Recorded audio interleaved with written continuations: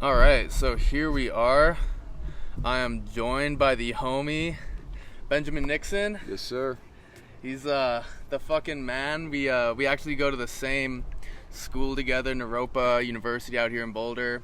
I met him through my roommate, so a friend of a friend, and he's just the boy. He's got a crazy story that we were just talking about that we're going to definitely talk more about. Yeah. But yeah, so I mean, if we want to just get into that, we totally can. It's an insane story. I was just saying, he kind of Joe Dispenza himself. If you're familiar with the work of Joe Dispenza, just kind of using the mind to heal yourself in, I mean, you could say miraculous ways. Yeah, absolutely. Yeah. So I'm Ben. Benny Nixon. Like he said, we both go to Naropa University, and I'm in the transpersonal program, so spiritual psych. But what we were getting at today is I had this experience when I moved out to Colorado with a very poorly misunderstood and rare disorder that caused a lot of somatic dysfunction and whatnot. So basically it's called Malday-Debarkmont syndrome. Crazy name.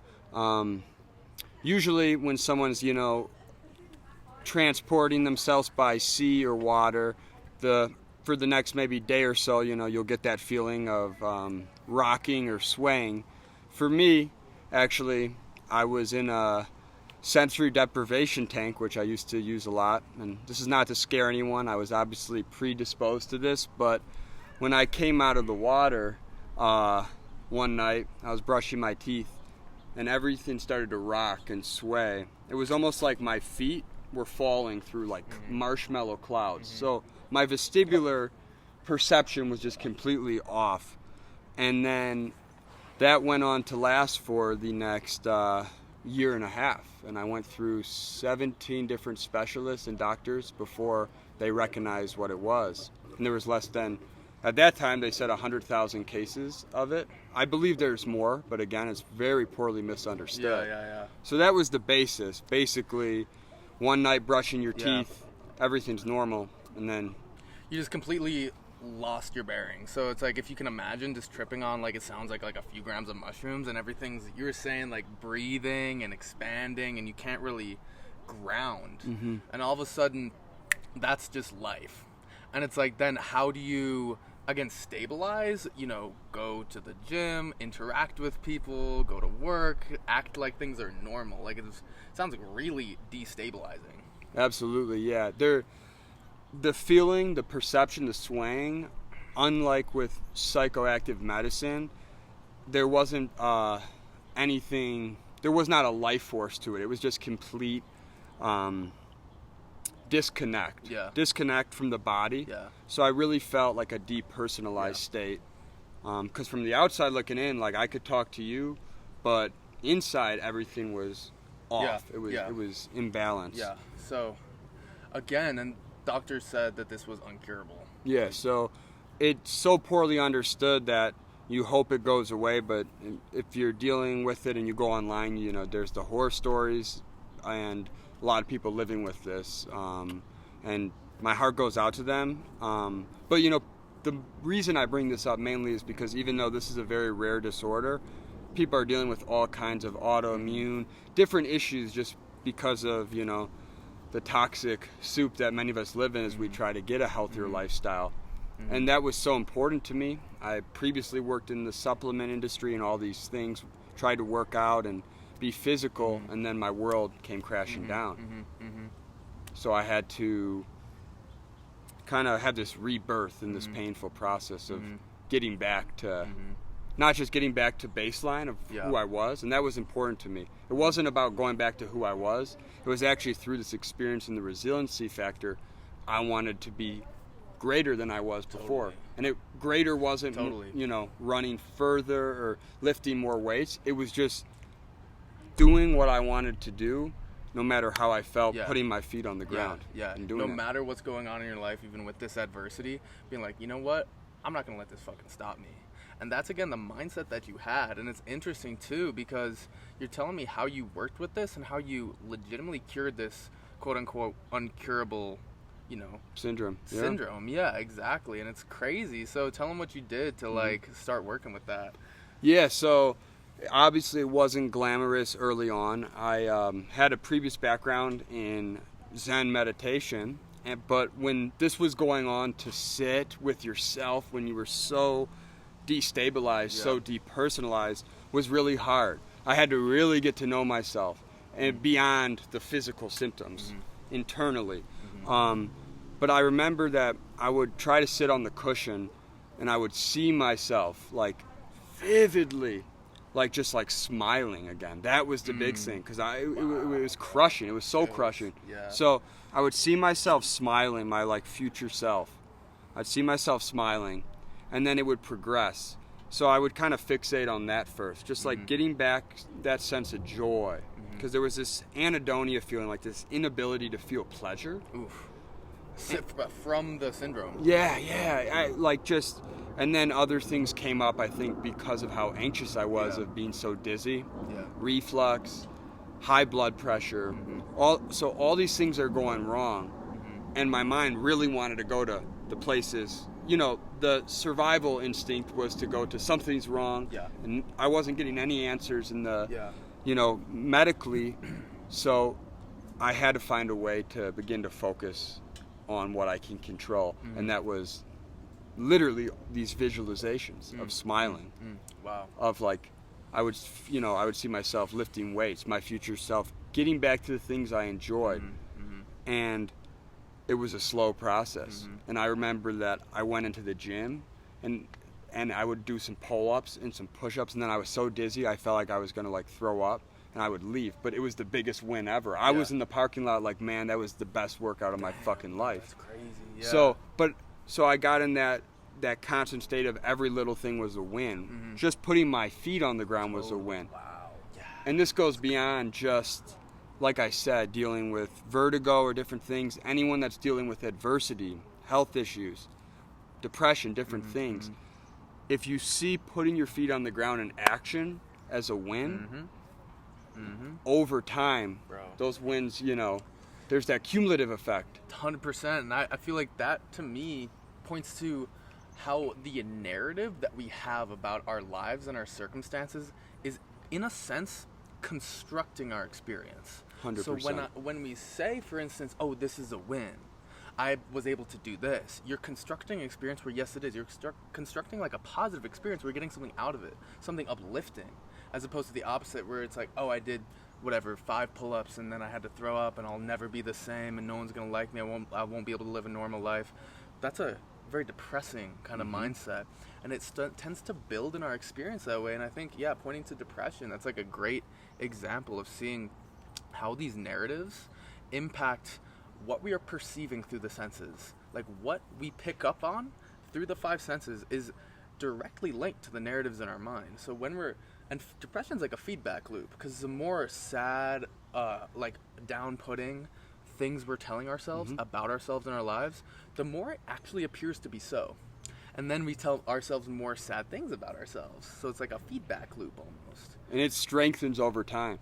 And just like I talked about when I was having these visualizations in very poor health, blood pressure, I went to a doctor and ran over 200, which was just insane for me because I had perfect blood pressure my whole life. I attributed now to, at first, the anxiety and this is going to get worse, and the stories I was telling myself and the fears, they really came to life in this experience. So to reclaim, my identity, I had to be patient, and I had to understand that it was this feedback loop, and I strengthened it. How do I weaken that loop and strengthen high vibrations, because I was stuck in this negative loop. And how did you do that? Time. I couldn't even, there were points most of the time I was so dizzy that for at least 6 months of that period, watching TV or even reading was so difficult that, or looking at the phone, even the light would cause vestibular migraines. What did you do to relax? I couldn't relax. Dude, for 2 that's years. where the blood pressure reached 200, dude. Yeah, so My it was God. just constant dysphoria. Dude, you entered like a hell realm. And man. I was a That's euphoria crazy, chaser previously, whether it had been, with trippy. addictions or different things. It was very much so for the carnal, and now I had to find whatever bit of soul and hope I had left to overcome these physical manifestations. Dude, and it's like you were so like impenetrable in some ways. Again, like the whole human optimization thing, meditation, the float tanks, and then it's like life creation itself is like, I'm gonna knock you down and see what you can do. It's like how they say God tests is strong, you know what I mean? I'm getting chills, dude. Yeah, man. You got hit with something crazy. Yeah. It was like, what a test, dude. And like you said, it was like it seems to have taught you something so valuable. Which again, the necessity of being able to work with your mind and the power of like narrative and vision and those practices and the self-talk is the biggest thing that, like, looking back on it now, that I get reached out to from a video I did about a year ago, specifically related to the population that was interested in this people with vertigo, with this syndrome, or family members, whatever. And I was getting these comments like, at first I was like, why should I post this? And the self-talk, even after that experience, there was still fear to like put myself out there, to be transparent, vulnerable. And then I see these comments when I did it, and it was like I was going to take my life, but because I saw this video, there's hope. Bro. And then I realized this is bigger than this weird, rare thing I was dealing with. This is a human condition of negative self-talk, of negative reinforcement, and how it could take you to these places. And when you're down, the only way through is to see the positive. You almost have to be delusionally positive in this life. That's what I'm saying. Delusionally positive to overcome whatever comes at us. Well, it's like, what is delusion? You could say it's delusion to be so negative. You know what I mean? It's like, if they're both delusion, take your pick. None's more real than the other. Again, this is shunyata in Buddhism. This is emptiness. There is no one way that things are. We get to pick. And it's, again, it's the whole, we're watering the seeds of joy, of compassion, of love. Or we can water the seeds of jealousy, lack, this sense of not enoughness. It's like we get to choose which of these metaphorical plants are going to grow into bigger parts of our lives. And we water them through our awareness. When your awareness is on anything, when it's on love for myself, I'm watering a seed. When my awareness is on, I'm not good enough right now, or like, I'll never be as good as those people, I'm watering a seed. And that's just how it works. And you'll just notice whatever seed you're watering through your awareness will grow into a bigger part of your life. And that's like, again, this is the power of the mind. And this is, in my experience, why it's so necessary to find some sort of practice to get some sort of agency, some sort of perspective on the mind, to be able to work with it. It's almost like a river, and it's not like you can stop the river, but you can try to navigate it a little bit, to steer it in the right direction. You know what I mean? Absolutely. Use all the tools you've been given. Totally. And I think when I was seeing your videos and how you discuss the importance of physical health, of movement, of all these things, but you also always maintain that there is a time and a place for stillness. There has to be. There has to be. Or else the best thing in the world can become a distraction. Dude, and that's the thing, man. Like, you need that kind of space in your life. Life is so full of this constant stimulus that you just need some space. And that's what meditation is for me, or time in nature, just space from all of it. So that your mind can naturally process the events of the past, process what it wants to do in the future, create this vision. And that happens organically. And the mind just gets all fucked up when we just don't give it enough space to do what it naturally is meant to do. This is it. To process the past and to plan for the future so that you feel stable. You know what I mean? And to be here. And it's, and again, it's, for me too, it's like integrating the body, using things like exercise, things like breath work, like cold exposure, all of this to basically open up different things in the psyche. It's like a toolbox, just like psychedelic compounds are a tool, and they should be used as a tool. They're not a saving grace, neither is exercise. You know what I mean? Neither is meditation. And you can get stuck in any of these practices. The key is knowing when to use what. You don't use a hammer when you're trying to cut a board. You know what I mean? You need to know, hey, maybe I got to do some fucking sprints right now. Or you know what I mean? Absolutely. Or maybe, like, my mind is just going, I just need to sit down for, like, 30, 40 minutes. And to know this, to even recognize what you need in the moment to moment is a skill in itself. And it takes integration. You have to integrate everything, you know. I believe in foundation and building from the way up. So when my world came crashing down, who am I? Yeah. And then, interestingly, you talk about stimulation and stimulus.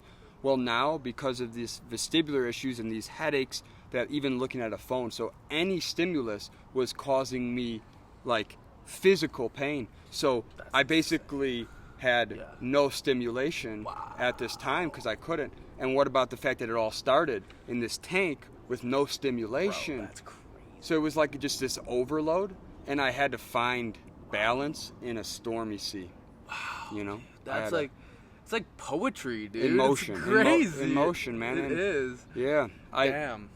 But whatever the case was, I think I wanted to bring this in because I see a lot of correlations in how it intertwines to all these tools and the valuable just life lessons you share. Well, yeah, thank you so much. And again, like, making these videos is so fun, and it's, again, like you said, with posting your video about dealing with your syndrome. I mean, my syndrome, what I'm posting about is like the syndrome of life and how it seems so fucking hard right now.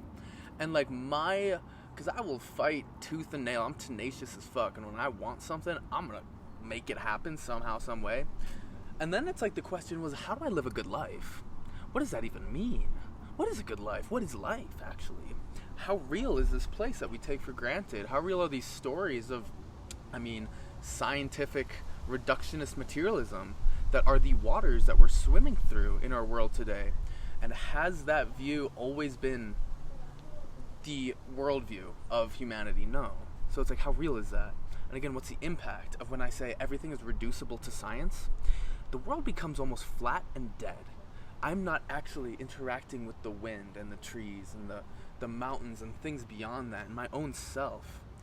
I'm not having a relationship because, it's just protons, neutrons, electrons, chaos, and it's all explainable. We've put it in this nice box, put a little bow on it. Rationalization kills more dreams than anything because then you start to take for granted the magic. And it's in the magic that you find yourself. And it's like such a naive human thought to think, oh, look at us. We're so smart, we figured out the fabric of existence. Are you fucking kidding me? You really think so? You really think something that's observable, again, in this limited method, which is the scientific method, you think we can really take infinity and eternity and put it in a box like that? It seems so silly and almost disrespectful. Like, it's like... But we do. Many of us. And we might not even know we're doing it. And there's something, I don't want to discredit science. It's made this world what it is. You need to say thank you and like bless up to science because it's a miracle in a lot of ways. But it's like, don't mistake science as objective reality. It's something that we can observe to create a world that we want. We can build skyscrapers, you know what I mean? We can go to space. We can make crazy foods. GMOs, people have their concerns about it, but they make apples that taste like grapes nowadays, and whatever, seedless watermelons. Just, like, it is pretty crazy that we figured that out. And but at the same time, don't mistake science as the nature of reality. Just because it's observable doesn't mean that it's a fact. This is in Buddhism. We talk about the three worlds: the Nirmanakaya, which is the realm of appearance; the Sambhogakaya, which is the realm of power, like magic almost; and then the Dharmakaya, which is that clear light shunyata, emptiness. And there's a difference between appearance, what seems to be here and seems to be very real, and reality. Things change when you say, oh, this ground that I'm walking on, that seems real, it appears to be real. It's just by changing your language a little bit and saying it appears to be real, not that it is real, it changes your experience in a very real kind of direct way. This is just appearance. It's not objectively how it is, but yes, these appearances seem very solid and real. And these are, again, what I'm speaking to now are sort of like acrobatics of mind. Like, you can start to use the mind to just examine experience and to try on different perceptions, something beyond the reductionist, solid narrative that we've been fed, so that we can try on, oh, what if this is just appearance and this is not ultimate reality? How does that feel in the system?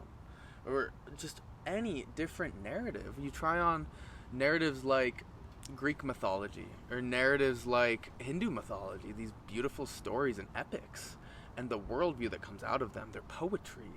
And it's a different world that you're inhabiting when Shiva and Shakti are here, and they really are. That's the importance of travel and introducing yourself to different cultures and getting out of the solidified identity, because it could change in a moment. And that was something I was stuck on, that this is my identity, this is who I am, this is my experience, this is matter of fact. And then when you get out of that, you go back into that curiosity that drives a child, that like openness. until they're cut off from it. Societally, systematically, whatever. Point being, though, is that never goes away, and you can reclaim it and take it back just with the changing the perception. And you don't realize how solidified you are in your perspectives until you go somewhere new like that sometimes. Like when I went to India, again, this is a different planet. Like the view that people are living in, very different than the dominant globalized worldview. And yeah, it's so interesting. Like in Zen, beginner's mind is essential. They say the closest you can get to God is actually not knowing. When you think you know, again, you've taken creation, you've put it in a box.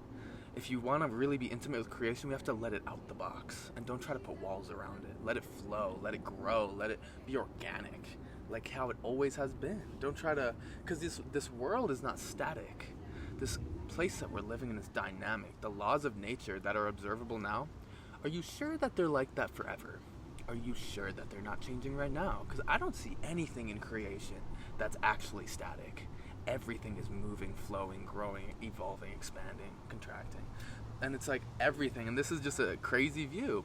When you start to see this, like, are even the laws of physics as we know them static? And if you say yes, how could you ever prove that? It's like only from the human perspective, which is a small glimpse of time. It's like one page in this book of infinity. And it's like, again, it's like breaking out of this naive human belief that we have supremacy over understanding. And this is, I think it's a need in human minds to try to find certainty, grasping, clinging for this is how it is, it must be, because it's too scary to realize that we're actually in void right now.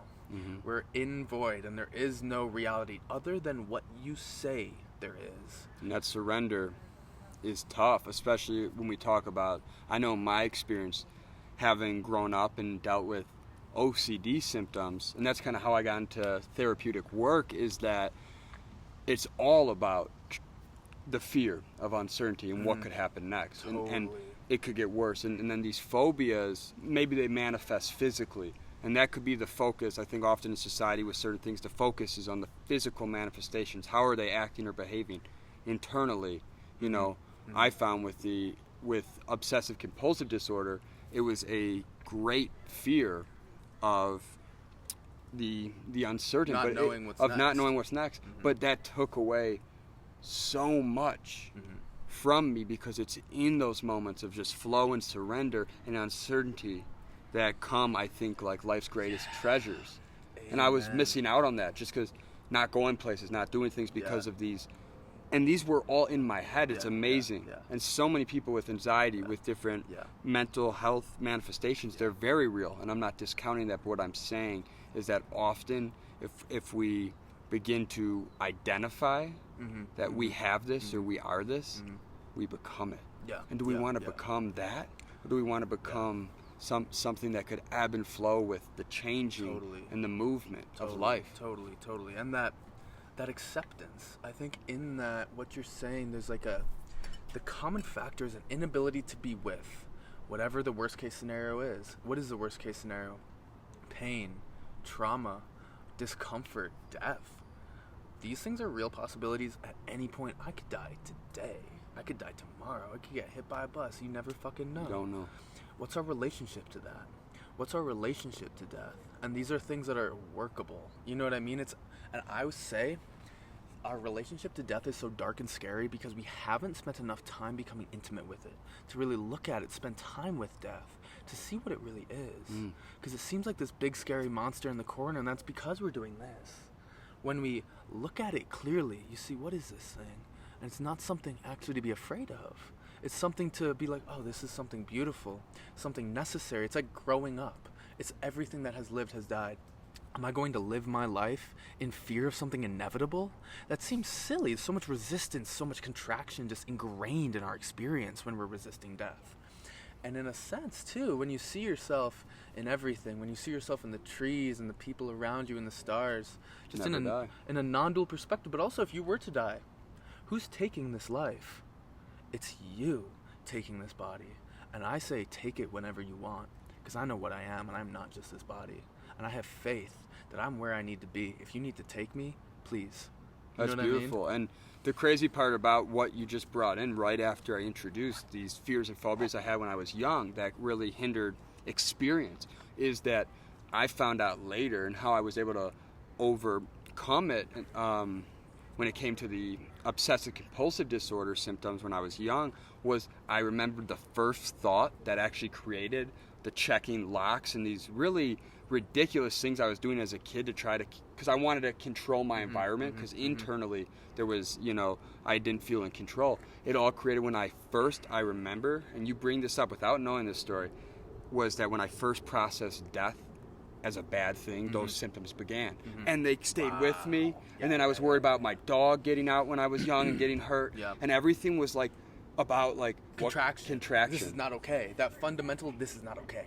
And then later on, I think I was still dealing with it, and then this vertigo stuff comes, and it was really not okay, and I had to be okay with it. Dude, it's like these trippy waves. And all of a sudden it's like, you need to see something, you need to learn how to let go of something. Yeah, or else I was going to live a life of, Henry David Thoreau would say, quiet desperation. Oof. And that's like a thing that's affecting a lot of people today. Quiet desperation, looking for that thing. It's almost like you could say that's like samsara. It's a wheel of suffering. Everyone's looking for that one thing. Maybe it's like, maybe if I could bubble wrap the world so it'll be safe enough, or that people won't make fun of me, or that whatever the fuck, that, maybe I'll be enough someday if. This whole narrative that we have going, it's like always the next moment. It's this golden shore that's just always in the distance, and it's never here. And all of a sudden, and also when we say this, our relationship to right here and right now is fundamentally saying this isn't enough. Yeah. We're creating dissatisfaction in the present moment by saying, oh, it's somewhere else. And it's interesting, even with this whole idea of like enlightenment in spiritual circles. Pie in the sky. Yeah, and it's like all of a sudden when you let go of trying to find this thing called enlightenment, where are you? Where are you? And yes, there's pain, there might be suffering, there might be discomfort. Does that mean you're not purely divine? That this whole life is not orchestrated flawlessly? Where are you going to blame? Is there a problem with confusion? Is there a problem with not knowing? And when you say no, where are you? You know what I mean? Yeah, and it changes everything. And what we talked about earlier, and what I really want to drive home, is that if you could catch yourself, and it's going to take some time, but if you could catch yourself in negative rumination, catch yourself, not being able to surrender to the moment, over time, you're going to strengthen that loop. Yeah, totally. So just because you strengthen something over time, and now you've created this reality, and you're perceiving it as negative now, let's say, well, you could change it. Yeah, exactly. The same way that you created it. Exactly. And that's the beauty of it, is seeing that all of experience is malleable.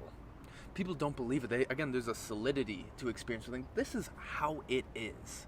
And it's all malleable. If you end it, and the whole Buddhist, I don't know if it's Buddhist, it's like a spiritual phrase, this too shall pass. Wherever you're at right now, it won't last forever. No matter what, no matter how good life is, it's on its way out. No matter how bad life is, it's on its way out. And it's like a matter of honestly letting go. Shinzen Young talks about this. Like when you can not cling to the good times in life, the beauty of like amazing connections, like dope experiences, like the really uplifting parts of life. When you don't cling to them, the joy lasts longer and it's more intense because you're not all clingy with it. And when you aren't being averse to bad times and trying to push them away and saying this isn't okay, if you open to discomfort, interestingly, the discomfort actually fades and it's much more bearable. And Shinzen has this beautiful quote that is, our experience of suffering is equivalent to pain multiplied by our resistance to that pain. So when he says that, if we have discomfort in our life, pain is a part of life. It's part of growth. Anything that is growing, there's going to be those growing pains. So when you realize that, we open to pain. I'm not saying this isn't allowed. This is perfectly allowed. This is how life is. This is what evolution is. Cognitively, emotionally, spiritually, physically. Painful.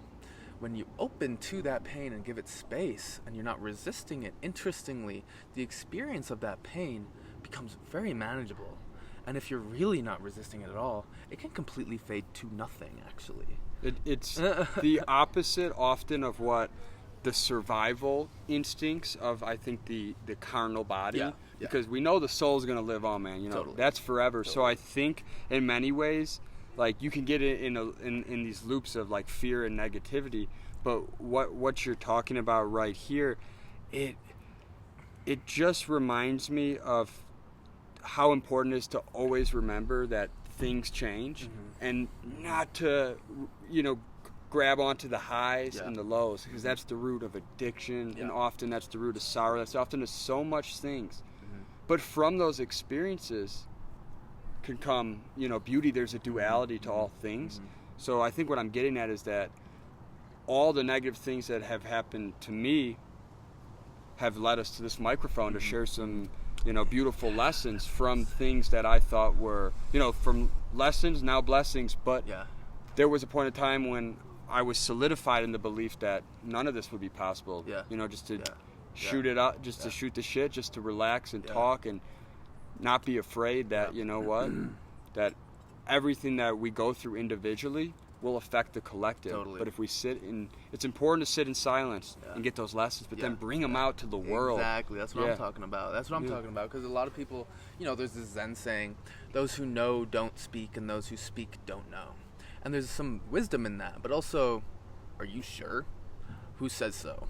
Just because it's in a Zen saying does not mean it's objective fact. It is a beautiful, it's like poetry. And it does hit. It really does hit. But are you sure? And again, for me, the world is in pain. When I see people suffering, who am I to not speak? If my words can have an impact on people. I've had this realization. This is what made me start to make these videos, actually. I have these conversations with people, and it really opens people up, and people really resonate, and we have dope convos. And people are like, yo, you gotta produce some like content or videos or podcasts. And eventually it was like too vulnerable for me. It was like kind of scary because like this is my heart and soul. Yeah, it's hard to put it on display like that. I've known him a while. He's coming from the heart, and that's why I hopped on here. But I want to make that clear. And I think that's so important when we're this is a time when you could use technology for such a positive thing that could get out past your town, your city, your state to the masses. So that's important to notice too, and remember that in a lot of these things that in modern times feel like kind of like a real I don't want to say, just like a lot of the things that seem really negative and like we need to remember just we're changing our relationship. The cell phone, the computer, the microphone, they're all the same, whether we use this to scroll and look for the next thing to buy.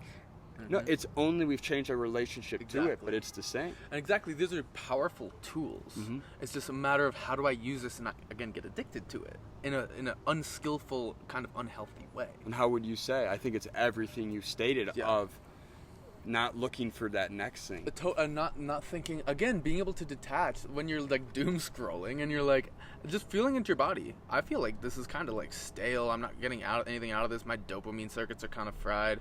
I need to just sit in stillness. Like, there's too much stimulation. There's so much shit bouncing around my head. And again, knowing that you just need stillness is a superpower. And also having the practice enough to be like, I can just go sit down for 30, 40 minutes in complete stillness. And just be with my mind. And from there, you get the perspective of, maybe I got to do my laundry. Or actually, I got to send these emails. And like, again, the mind is given the space to reflect on its day, as opposed to being trapped in infinite memes and hilarious videos, like, which, there's a place for it in the right dose. Dose makes the poison. Exactly. Medicine, life, anything, it's all, I really do believe, and I believe what you preach is not to back down, to overcome, and to do amazing feats physically, but also get back and integrate that movement and that energy back to the the soul, and to overcome the carnal. And there's an element too of like deep listening. So when I say deep listening, this is like where stillness comes in, Because when you are very still and you're not getting more and more stimuli bombarded into your system, which again, there's nothing wrong with that, but in the right dose, when you get to have that space, basically, dude, you know, it's hilarious. I just like, remind me what I was talking about, bro. I just saw the thought and it just got like sniffed. No, you're good. You were... Holy, we just, hold on, we went into it, we went into a thing. Sometimes it happens like that. Yo, maybe we can rewind it and like see it at some point, but this shit's hilarious. Sometimes it's like there's a thought, and I'm telling you, it's like a balloon, and it's just the sun just cracked through on us, so my guess is that, like all things, whatever. It's gonna ebb and flow. We're gonna come with it. That's when you gotta let things go, and yeah, honestly, I'm cool with that. I'm like legit cool with that. I'm cool. I mean, that seems like... That's real. Maybe that's like a sign, bro. That's a good closing point for like the first podcast we've done in fucking forever. So again, this is Ben Nixon. I don't know if you want to give a shout out to your socials or whatever, if you're gonna be making more content or whatever. Yeah, I'll comment under this or find a way to get at y'all. But I look forward to doing more with you, Duff. And it was really just about bringing this story into play. Was really about how. I saw my life manifest in many ways of like these fears, and over time, and this restraint created a lot of dysfunction and some unhealthy physical and mental symptoms, and I was able to, you know, change my paradigm and change my life through belief. So you're an icon for people who are, again, like in the grips of something right now, whether it be psychologically based or physically based. There is hope, and the hope is the beginning, actually. Oh yeah, I got hope tattooed here right on my wrist, and after this experience, and it comes down to that, and I think you find hope deep within the soul, no matter what. You know, the body is going to decompose, it's going to decay. Love it, nurture it, embrace this meat suit that we're in, you know, challenge it, overcome it, but always remember that it's the soul that's going to live on. So hope, I really believe, comes from the soul. Totally. Well, on that note, yep, I'm Ben Duffy, and we're Ben Nixon. Ben Nixon, Ben and Ben, and we'll be back. We'll be back. We'll be making more videos. So yeah, thank y'all. Peace. Yo, that was fucking sick. Bring it in, dude. That was dope. We're gonna get at it though, because dude. We came in here no agenda, nothing. Just imagine when we give this thing time. But you have the